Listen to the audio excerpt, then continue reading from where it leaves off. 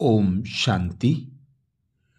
ब्रह्मा बाबा का पिछाड़ी का कर्मातीत स्थिति का अनुभव।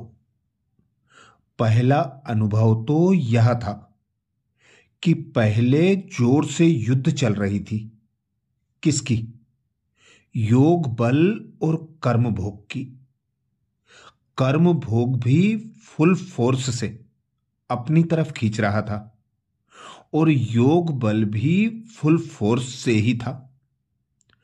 ऐसे अनुभव हो रहा था कि जो भी शरीर के हिसाब किताब रहे हुए थे वह फट से योग अग्नि में भस्म हो रहे थे और मैं साक्षी होकर देख रहा हूं। जैसे अखाड़े में बैठ मल्लयुद्ध देखते हैं, मतलब तो दोनों का फोर्स पूरा ही था। कुछ समय बाद कर्म भोग अर्थात दर्द बिल्कुल निर्बल हो गया, बिल्कुल दर्द गुम हो गया। ऐसे ही अनुभव हो रहा था कि आखिरीन में योग बल ने कर्म भोग पर जीत पा ली। तीसरी तरफ यह भी अनुभव हो रहा था कि जैसे शरीर से आत्मा निकल रही है।